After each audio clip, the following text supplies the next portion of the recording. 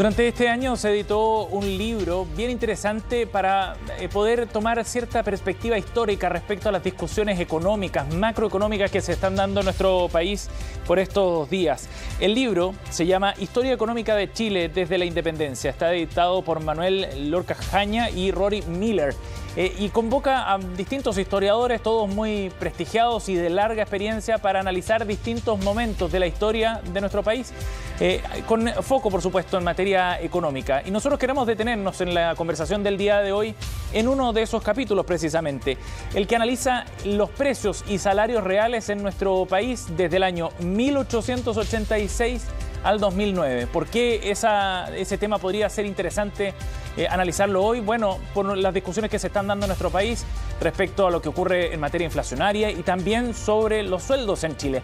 Vamos a conversar con uno de los autores de este capítulo. Estamos en contacto con Mario Matus, doctor en Historia Económica de la Universidad de Barcelona, profesor asociado del Departamento de Ciencias Históricas de la Universidad de Chile. Gracias por estar con nosotros, Mario. Muchas gracias a ti, Sebastián, y cordialmente disponible. Mario, bueno, ha vuelto un concepto a la discusión entre varios otros, ¿no? Pero desde que comenzó la pandemia, en el contexto de la crisis económica, de las medidas que se han tenido que implementar, ha vuelto un concepto a la discusión que quizás estaba un poco escondido, olvidado, que es el de la inflación, precisamente, como un riesgo para el poder adquisitivo, en definitiva, de las familias, sobre todo de las familias más pobres. ¿Qué es lo que nos muestra la investigación que ustedes han hecho respecto al rol que ha tenido la inflación en esta materia, sobre dos temas que están íntimamente ligados al final? Bueno, ha cumplido un rol fundamental la inflación.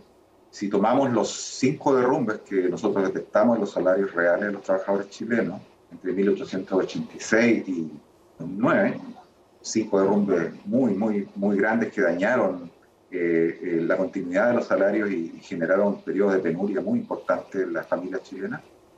De esos 5 derrumbes, 3 fueron causados directamente por un aumento desmedido de la emisión monetaria, es decir, emisión ¿no es cierto?, de papel moneda y de circulante sin respaldo, en políticas que fueron demasiado expansivas en su época. Entonces, esos 3 son básicamente los momentos en que se dieron. Fue entre 1905 y 1908, que ahí se generó un brote inflacionario muy fuerte, que después continuó a fines de la década de 1910, y tuvo un impacto gigantesco en lo que vamos a llamar después la cuestión social. Es decir, cuando estallan los motines sociales en Chile entre 1903 y 1907, no es por casualidad, porque en ese momento se produce una caída gigantesca en los salarios reales.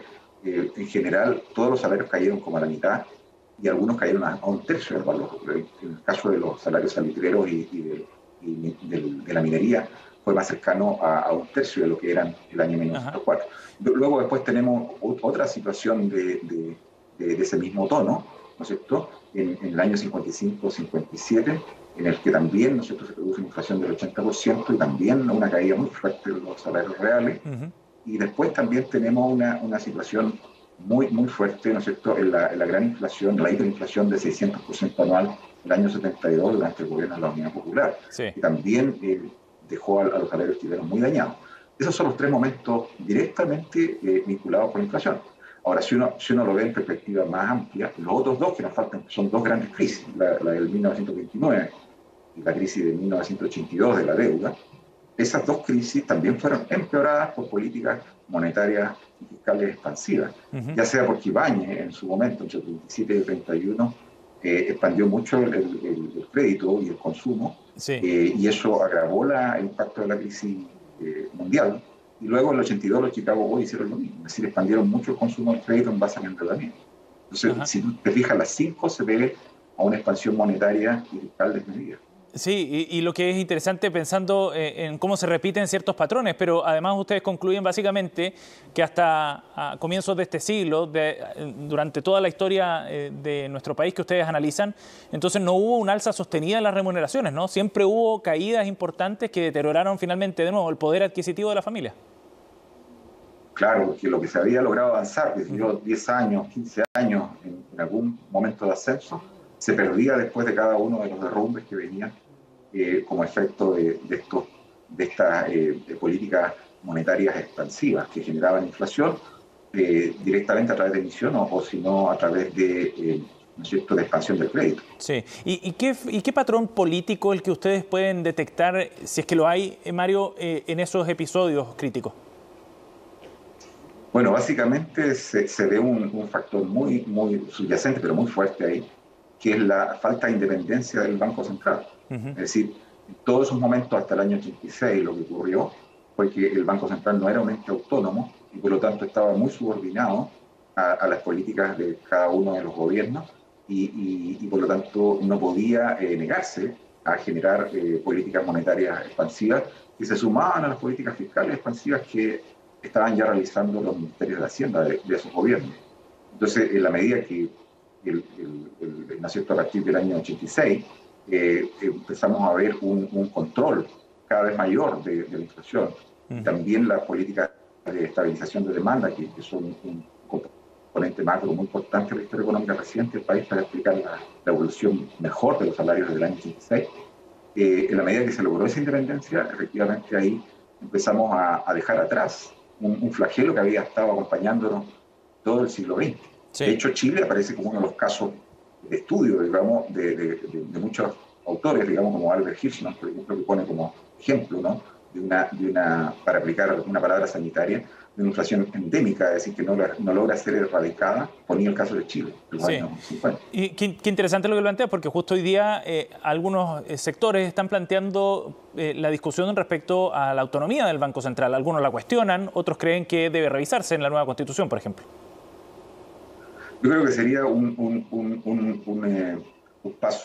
mal paso, muy inadecuado, porque, como te digo, lo que ha permitido que en los últimos 36 años los salarios de los trabajadores chilenos crezcan casi ininterrumpidamente ha sido el hecho de que el Banco Central puede frenar decisiones que son equivocadas por parte de los gobiernos de turno, es decir, pone el tono de cordura. En cambio, si el Banco Central pasa a ser un ente totalmente dependiente de los gobiernos de turno, vamos a volver a resucitar esa endemia que parecía que nunca la íbamos a poder erradicar, que era la inflación. Sí. De hecho, yo creo que hay generaciones completas, cuando le hablo como estudiante sobre el problema de la inflación, no lo logran comprender porque hay muchas generaciones que no lo han vivido. Sí, claro. Los más viejitos, nosotros sabemos lo que significa la inflación. Mario, por eso el momento que se está viviendo desde el punto de vista macroeconómico también tiene ciertas particularidades, ¿no? De nuevo, el contexto de la pandemia es lo que nos lleva al momento que vivimos hoy fundamentalmente, pero hay riesgos inflacionarios, presiones externas, otras internas, hay un aumento también del gasto público que fue enorme, que el próximo presupuesto intentará resolver de alguna forma, la deuda pública va subiendo. En base a todos esos antecedentes y otros que tú quieras sumar, ¿qué riesgos ves tú en ese escenario, Mario? El riesgo es grande en la medida que sean políticas que no correspondan dentro del ciclo económico. Es decir, cuando tenemos un periodo contractivo en la economía, es un error y es muy condenable no hacer políticas expansivas, tanto fiscales como monetarias. ¿Qué es lo que pedía el año pasado la oposición al gobierno? Que hiciera políticas expansivas, ¿no?, a través de las ayudas a las empresas, a las familias, ¿no? Finalmente el gobierno lo hizo. Entonces, y eso permitió que la economía se recuperara y muy fuerte. Pero el problema que tenemos ahora, ¿no es cierto?, es que ese motor está siendo sobreexigido y está generando desequilibrios del otro tipo, es decir, cuando la economía pasa a estar en zona demasiado expansiva, y por lo tanto ahí lo que hay que hacer justamente es aplicar políticas justamente contractivas, tanto fiscales como monetarias. De lo contrario, lo que va a pasar es que le vamos a alegar al próximo gobierno, o sea, que sea el gobierno, ¿no?, del color político que tú quieras, le vamos a alegar una situación extremadamente difícil, no va a tener margen de movimiento para hacer nada. Sí. Y eso es peligrosísimo. Sí, claro, y para la propia ejecución de esos proyectos políticos, precisamente, de esos programas de gobierno. Mario, para ir cerrando la conversación, a la luz de lo que ustedes han analizado precisamente, ¿qué lecciones crees tú, y algo de eso ya hemos conversado, pero me gustaría redondear esa idea, ¿qué lecciones crees tú que nos ofrece la historia económica de Chile, pensando en lo que vendrá, no solo en el próximo gobierno, sino en un par de décadas más?